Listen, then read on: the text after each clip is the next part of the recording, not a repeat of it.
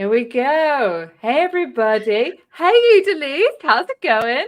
Hi, Steph. I'm doing very well. Thank you. Yourself? Good. I'm well, thanks. Busy day. Been up early. Was in a fin hack this morning with India. So it's been an exciting couple of days. Very ready for the weekend. Very nice. Oh, you deserve a nap then after this. Oh, yeah. I have. No, I've had one already. No, I'm only joking. Yeah, I'm excited to have you on. We're going to have a really good conversation all about evangelizing FinOps, and super pumped to hear some ideas around that. But before we start, I mean, me and Elise have been friends. Don't worry, it's not going to be as chaotic as last week's episode with me and Savannah just having Halloween shenanigans. We will actually talk about some serious stuff. But yeah, me and Elise have known each other for a long time on the FinOps circuit, so exciting to get her on. Got an old school FinOps shirt on, which I love. Before we start, specifically though, we were both at Comic-Con this weekend, and as everybody knows on the show, I love to call out funky backgrounds. So, Elise, what did you buy at Comic-Con? I have to know. Oh, okay. A couple of nerdy things. So I found this really awesome purple leather-bound journal, which has a really neat little latch and things to it because you can never have enough journals or notebooks in your house. I also found, I think this one's really, really neat. I haven't even unpackaged it yet. It's a tea towel that has Star Wars and a London skyscraper on it. So, I mean, that is just, when are you going to find that? And everybody always needs a tea towel. And the last one that I'm most proud of that I had to carry home really, really delicately. This is stunning.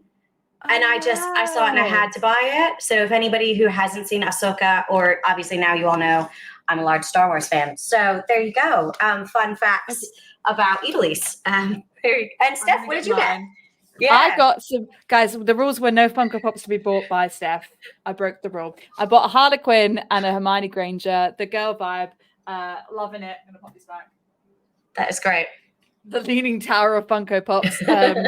Obsessed. I'm gonna not buy anymore. I've said this, unless I really like the Marvels, because there is some Marvel ones in my Tesco. But anyway, let's move on. Let's get into the show. So welcome everyone. Nice to see you all again. As per preachy Lisa and Steph. Hey Rob, nice to see you.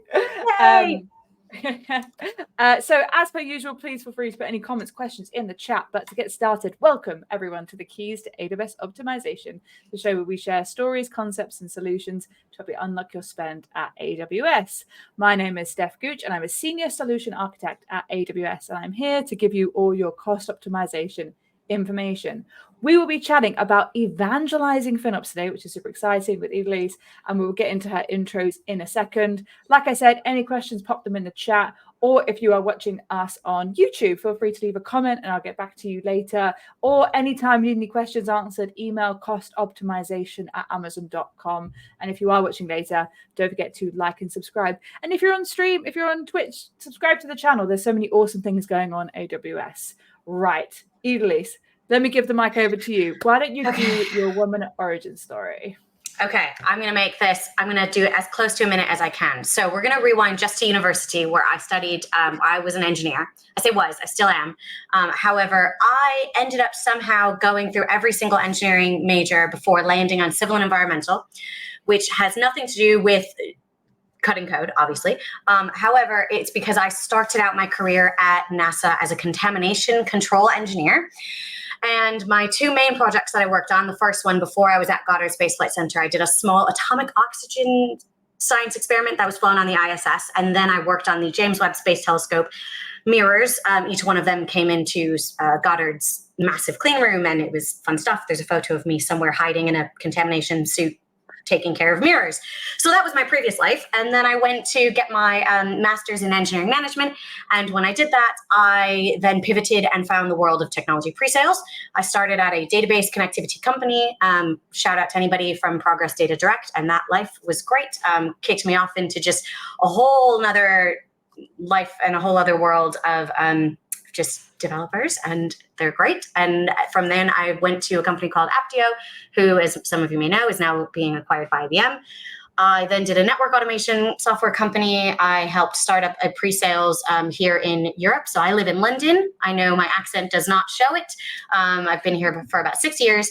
And in the past 2 to 3 years, I started my own business called Real Ops. I have my own little stickers. Little stickers, love it. But I've started my own company where I provide private FinOps consulting services as well as private FinOps training because I am a certified FinOps professional and certified FinOps trainer.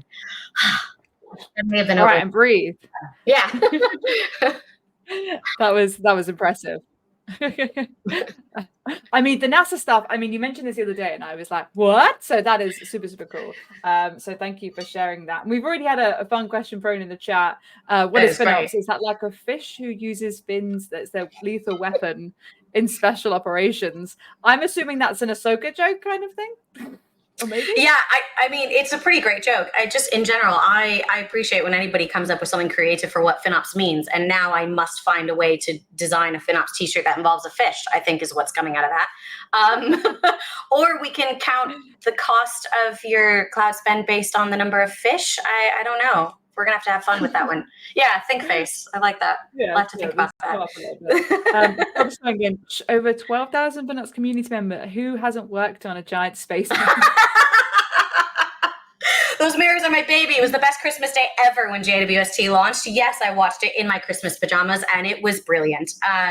Yeah, I feel like this is now over my head. No, it's all good. We can dive into FinOps now, but I do appreciate like any call outs to previous works I've done. Previous jobs. Awesome. All right. Well, yeah, let's get into it. So we're going to start talking a little bit about evangelizing FinOps in companies. And this is, if you're watching and you're thinking, you know, I'm really interested in FinOps or I have a FinOps job. How do I kind of expand the world of FinOps in your community or workspace? Because it can be quite a challenge. People, when I did it, it was quite a challenge. I think it still is in some places where cost is not always seen as the forefront of most important things. So yeah, we brought Elise in to kind of talk about this evangelization. So we're going to kind of talk about 3 different ways to do this. So the first one we spoke about was starting small. So Elise, if you were going to chat to someone about how to do this, how would you recommend they start?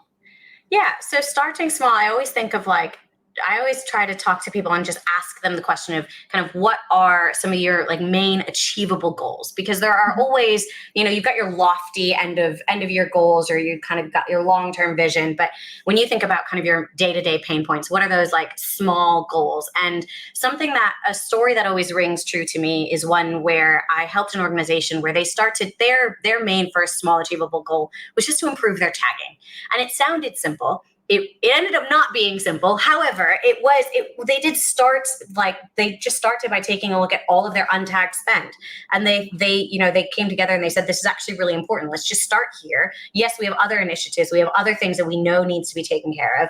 But if we can start by dwindling down and minimizing all of this estate that we have that's untagged, we can understand who owns it or who doesn't own it. Maybe somebody left the company. Maybe it's just, it's a skeleton resource that can be completely deprecated. Maybe it's actually important. Who knows? But until it was a voyage of discovery, and every week, basically, there was like a small little stand-up meeting where they would like check in on the progress to kind of help move things along. So while it did take a while, maybe I think a full quarter or 2 before they really got to a point where they were happy with, getting rid of that untagged spend.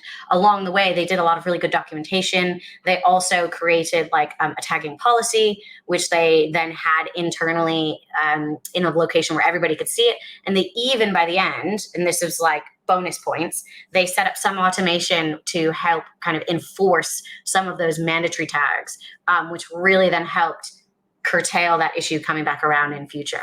So that's just an example of a team that started small. They started with one thing. It did take a while, but they only focused on that. They didn't let kind of some of the other, reservations or purchases or things that they could also have been doing. They waited and they decided to just focus on this one initiative first. Yeah, and that is such a crucial thing with starting a FinOps journey, especially around knowing, because I have customers who say, like, we need to do FinOps, not really sure what to do. Like, should we do this? Should we do this? Should we do this? And it's kind of like, well, what is your goal? Like, what is your first priority? And for this team, it was tagging.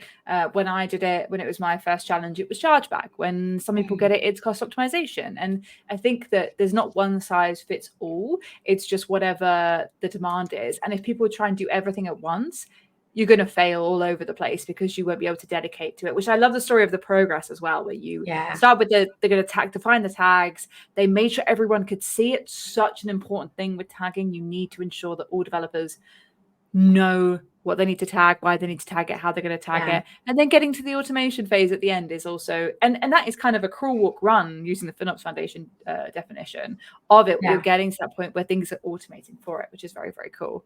I love it. Yeah. Okay, so anything else on the setting up to kind of start small that you want to add, or we'll move on to our next one? We can move on to our next one. I could definitely dive into that story more, but I think that that's a nice, like, succinct way of kind of summary closing out that bullet. Yeah. Okay. So the next one is FinOps champions. So we're going to try and do a poll. I always say try because I always get nervous when I do this. Okay. So chat, if you have a FinOps champion, 1 for yes, 2 for no, 3 for I don't know. So it will look a little bit. So if we start typing, so 1 like that. Anyone in the chat, drop a 1, 2, or 3 in to let me know if you guys know about FinOps champions, or if you have any FinOps champions. That would be great because it's very important. Oh, don't know. Got some 3%. Not sure. Okay, this is yes. Awesome. So we'll leave that on for a second. But FinOps champions are an important way to, I think, push people into not making it be just themselves who are doing it. Yeah. But yeah, Elise, how do you describe FinOps champions? People. So for any of you who do not know, there has just been a working group for FinOps champions, and the sprint 1 is just wrapping up. There is a paper that Touchwood will be approved by the TAC hopefully sometime soon. So that will be published on the FinOps website. Explain what TAC is, just very quickly. Yes, you're right. The Technical Advisory Council. Thank you, Steph. So that's part of the way that the FinOps Foundation works. You can go to finops.org and you can read all about it. There's some lovely members that are part of the TAC, and then they also have a governing board. Thank you very much, finops.org. That would be the link for all of the information with respect to how the FinOps Foundation runs. And as part of that, there are several working groups where members of the community will all join together and they contribute new content, new ideas, new papers, new whatever it might be.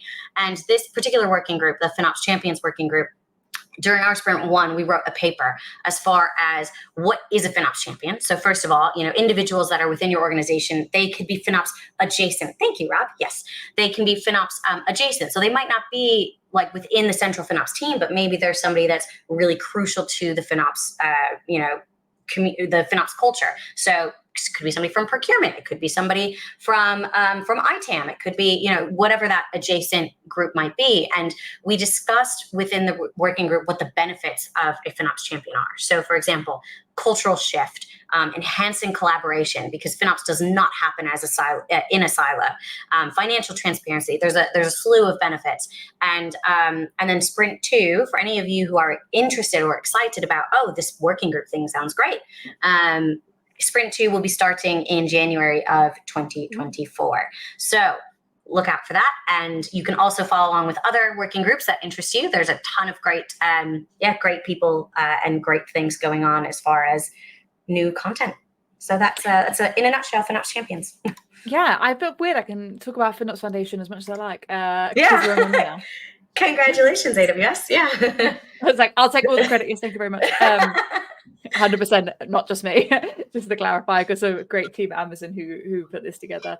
So yeah, the FinOps champion thing. So maybe to dive in a little deeper, have you, from the stories that you heard with other members of the foundation, do you have any kind of anecdotes that they shared about how having a champion that wasn't necessarily like a FinOps, like the FinOps person with the title FinOps, it was a champion that enabled something else to happen in the business? Yeah. Oh, absolutely. So I think one of the most powerful stories was from a FinOps champion that was somebody strictly and purely from the finance side of the house. So it was somebody who had always been doing like all of the budgeting processes, and then they were kind of just given this nebulous cloud number. And this finance person just had all of these questions and was confused and said, well, I need more information other than I'm paying this bill and I don't know what for, right? And so there's a small little champion story where this finance person in the organization ended up getting certified as a FinOps practitioner. But before they did that, they actually were just kind of helping out and like kind of enabling FinOps within the organization by trying to figure out, okay, what is this cloud cost going towards? Who actually owns it? They started to like try and reach out to developers. It was outside of the remit of the normal day-to-day job of what you would consider this finance person's, remit of activities, because they were normally just doing budgeting for IT from the on-premise perspective. And then they were just kind of handed the extra, oh, here's an extra cost center. We're just kind of lumping all cloud costs into it. And instead of just accepting that and saying, okay, sure, and just adding it on, they asked questions and followed up and ended up kind of starting a small FinOps practice in the organization that way. I'm sure there are other stories that are very similar, but I liked the idea of FinOps in an organization not coming from somebody that's purely finance. I always think that it's interesting when you hear about the FinOps origin story in an organization, because it doesn't always come from where you might traditionally think it comes from, right? Yeah. That's very cool. No, I love that, especially like empowering them with information. And someone asked, because that's I think like a lot of people, how they start with their FinOps work is they just kind of go, oh, what's this? Or why are we doing that? Or that's weird that we do that. And asking that kind of question around it. And that's how I started, was I always do the story where I saw a print out of the bill and I was like, whoa, is this how much we spend?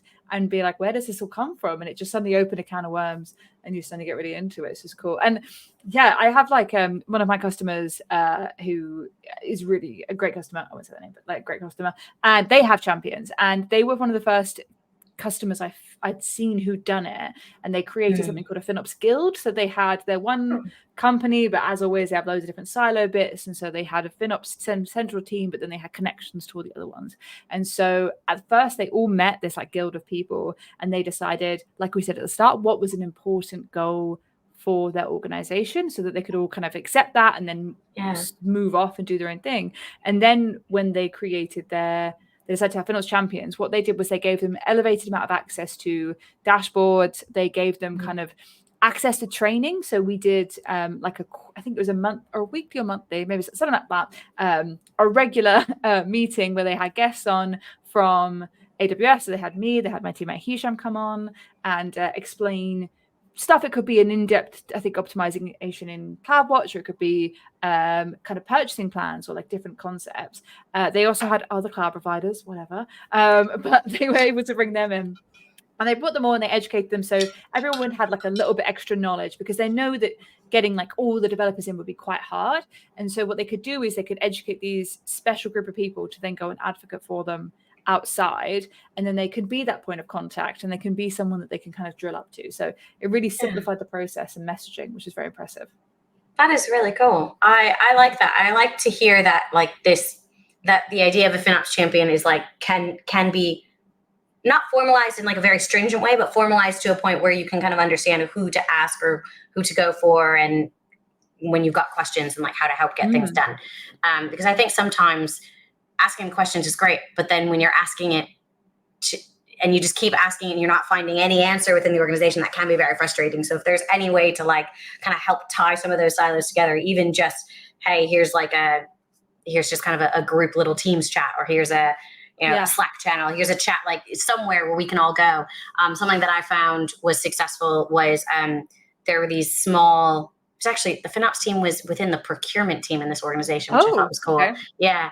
And they held small little FinOps lunches where I think it was like bi-weekly, and they would just basically just kind of have anybody can come and just join them. It was virtual at the time, but anybody could just join them, have lunch, ask questions, talk about FinOps, or, go through. Sometimes they would do like show and tells. They'd say, hey, this is what's new this week, or hey, we're finishing up our budgeting and cost and forecasting exercises, or, things along those lines. And it was a really, it was a good place for people to come together and learn about FinOps, but then also get answers to some of the questions that have maybe been nagging them in the back of their minds that they just haven't had time to like try and research or try and find out for themselves. So yeah, that was beneficial. Yeah, that kind of takes us on to the third one, which is about having these training sessions and these lunch and learn things. And like chat, I'd be interested to know if anyone has, how do you guys collaborate in your organization? So do you guys have any specific ways, whether it's Slack or emails or videos, or like how are you guys chatting? Let us know in the chat box. But yeah, training sessions are super valuable. Lunch and learns are such a like it's always really funny because like I thought the KPMG came up with lunch and learns, and then you leave and then you're like, oh no, that's just a thing. Yeah. That's really sweet that you were like, oh, this was created and originated here. No, it's I think lunch and learns are always like, it's a nice informal way to do training. And then if there's enough demand for it to have actual like private, maybe not private, but actual, let's all get certified as a team in something, then that's always kind of good, because then you've got like a team morale with it, instead of you feeling like you're kind of dauntingly going off to get a badge on your own type thing. Slack. Slack. Slack is always lunch and learns are great. Love it. Yay. Yeah. Slack, I don't know if anybody has used Slack bots for communicating as well, for tickets and things. When your emails get way too overwhelmed. Slack bots are great for that. I don't mean, well, this is kind of like a spoiler for next year. Not really. But I and my teammate, John, have written a blog that will be coming out about Amazon announcements and Slack. It's not finished. It's finished. It's getting approved. So watch this space. Don't worry, I'll yell about it when it comes out. Slack bots are useful too. Oh, thanks. It's great. I only use it a bit. Would you have any examples of how you guys use it? I would love to the chat. I have, my favorite example, I think, has actually been around API. Like, I don't remember the exact one, but the development team put a Slack bot together to help with approvals, to help with their approval process for things.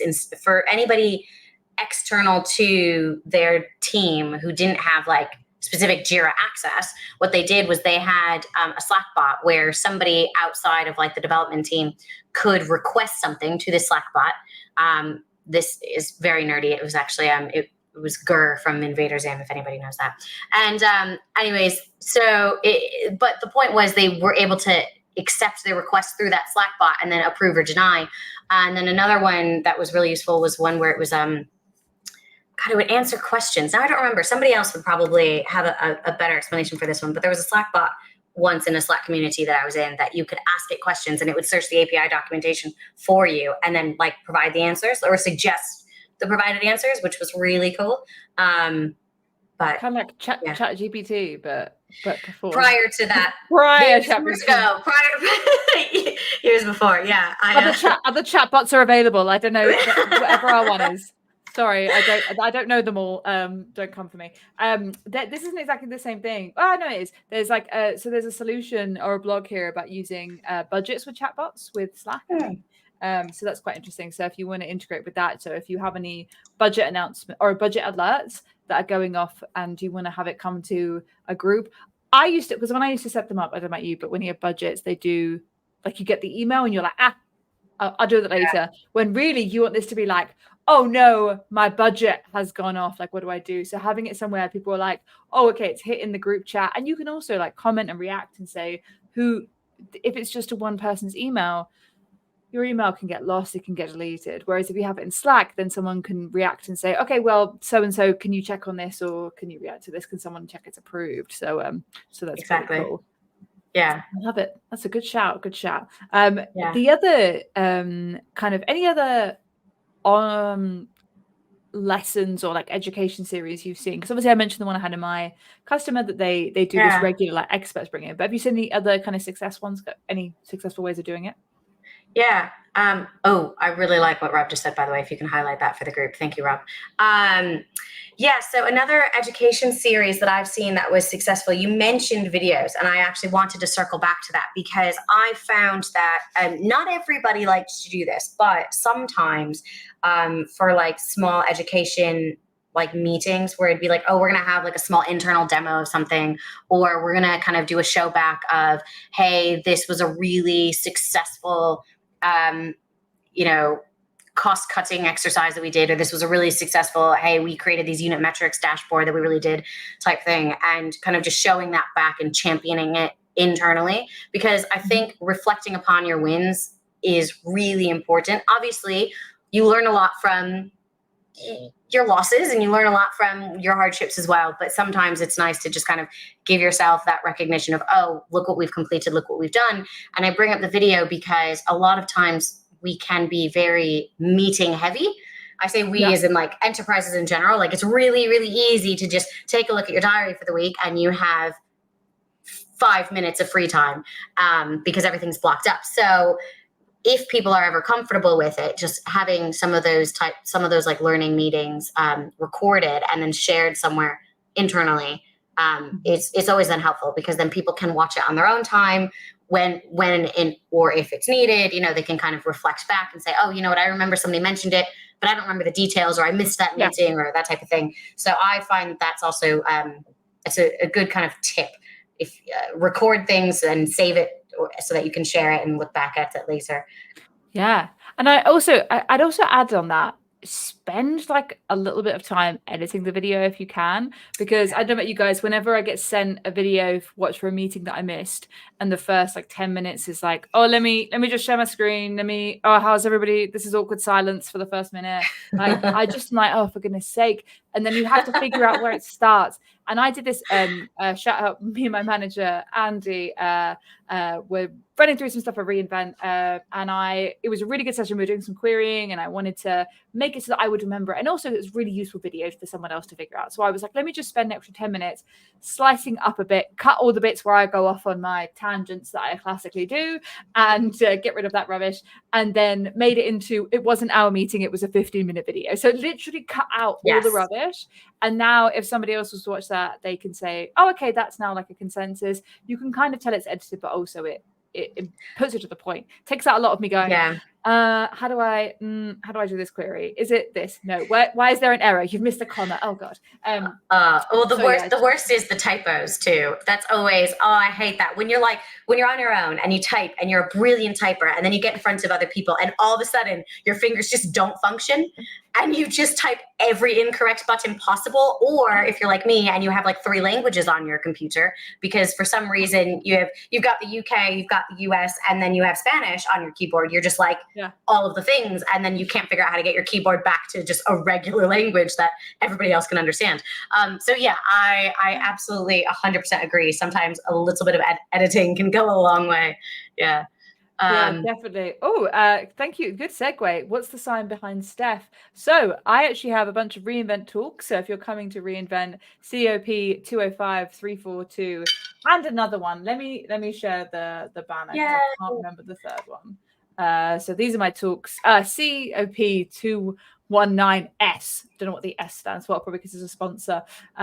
So doing those. So if you're coming to reInvent, come say hi, come check these out. I'll be all over the event, and actually found out this morning COP 205, which is my forecasting session, is going to be repeated. So I'll be talking Monday, Tuesday, Wednesday, Thursday. So you can come see me all the days.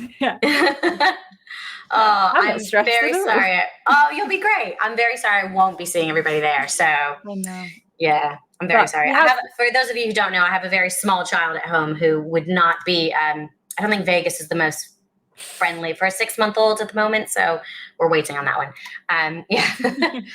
But do you know, one of my friends told me she had like a 10th birthday in Vegas, and I was like, what? But when we were there, we did see children last time, which just made me laugh. But yeah, we've also got FinOps X. We've got Europe FinOps X next year as well. So Barcelona. It's gonna be exciting. Yeah. I feel like I'm getting. You'll do great, Steph. It's not like it's NASA. Thanks for the shade. No, that's a great comment. Also, yes, Rob, x.finops.org for those of you who missed out on FinOps X this past year or went and are very excited about next year. But before then, of course, we do have, as Steph said, reInvent. There's conference season. Great way to end the year, which is also terrifying to think that it's already November. It's basically Christmas in my head. Anyway, on that note, we are up on time. So thank you so much for tuning in. Thanks to everyone who's watching. Elias, thank you for joining and chatting about this.